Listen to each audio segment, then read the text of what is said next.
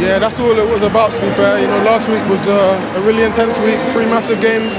It was on such a high, and today, you know, we just needed to get the job done, and we did that, so we're happy. You got to watch that for a lot of the match. What was it like from the bench, watching that first half in particular? Yeah, I felt we controlled the game really well. We started really well.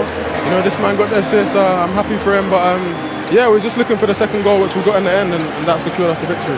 Yeah, Ben back in the side, another start for you this season, a second, and you had some marauding runs. You pulled the ball back for the opening goal as well. What was it like out there today? Yeah, it was nice. Yeah, obviously not played too many games this season. The boys have been unbelievable. So yeah, I think it's just about supporting everyone, whoever's playing, whoever's not, sticking together. And you know, when you do get a chance to perform as high as you can. It has been mentioned as well that the depth in squad at Arsenal this season, when it comes to the title race, could be one of the differences. Do you think you've got the best squad depth in the league? Yeah, I don't know.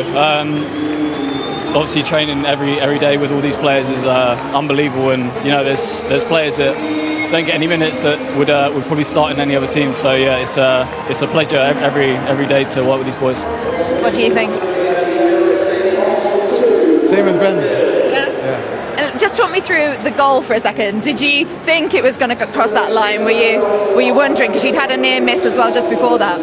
Yeah, I just had a near miss just before that, and I was just hoping I'd get another chance. I'll score it, and obviously at first it looked like it wasn't going in, but then the bounce was nice for me. So yeah, I was happy to see it go in. A lot of football lately. Just finally, just sum up how you're feeling as a squad about this season. It's all going well. 18 unbeaten.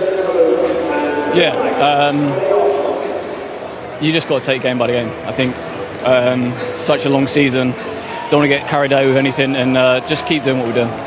Fantastic. Bakaya, would you do the honours? Because Ben White, you are player of the match. Congratulations. Congrats, bro. Thank you. You deserve it, man. Meanwhile, Chelsea by 1-0. So too to Arsenal against Brentford. Mikel Merino with another goal, and the players, Manu, that Mikel Arteta brought in tonight, all combining in the build-up. Yeah. Great lineup from Arteta, and great movement between those two players. And I really like the way he made his header, you know, Merino, and he cut the cross. You know, we can see the desire he put into the header. You know, just in front of the defender. You know, and I wonder if Jokeris was very happy with that, because since he plays up front, he always scores goals. Yeah. Times it really well, doesn't he? I mean, that's the whole essence of a centre forward in that situation, is to meet the ball literally a foot past the defender. So you've got to time your run perfectly.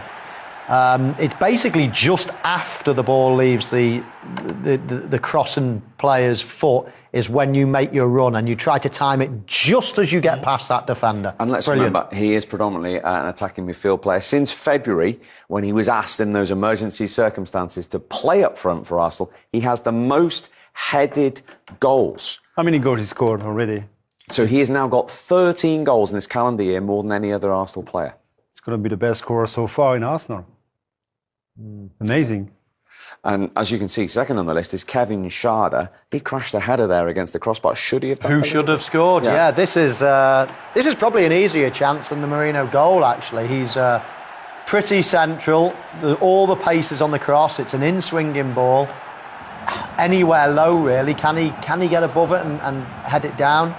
I mean, it's a great save. How good is this goalkeeper? Amazing save. What a fantastic save by Raya. But he gives him a chance, and he shouldn't give him a chance. You know, there's a lot of the goal to aim for there. It's a massive chance. And listen, when you're Brentford, when you go into the Emirates, you're not going to get many chances like that. You simply have to score them. OK, and they didn't, and Arsenal lead by 1-0. Right, elsewhere. I just want to quickly wrap things up with you, Sue, and Aston Villa, because we were talking, there's been so much talk about those 9 goals coming from outside the box, about, you know, as well as Ollie Watkins' goal drought, hadn't scored an 11, well, he breaks that goal drought today. And all 4 goals inside the box.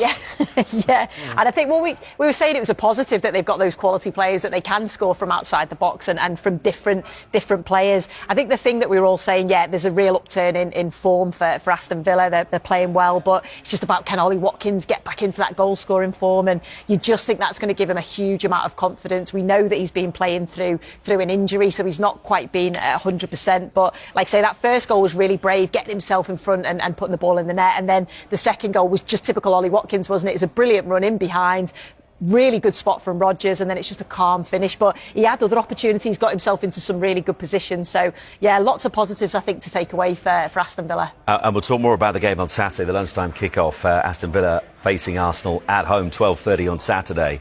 But in terms of Aston Villa now heading into that game, they're up into third, 27 points, 5 points behind Arsenal. I know Emery and Villa fans will say, well, the Villa fans might say something very different, but he'll no doubt say we're not part of the title race. Well, right now they absolutely are. Can they maintain this? I mean, that's 8 wins in 9. Yeah, it's brilliant, isn't it? And I think because of the poor start that they had, we were all saying, what's happened to Aston Villa? You know, they can't pick up a point, they can't score a goal, but then they've got a manager.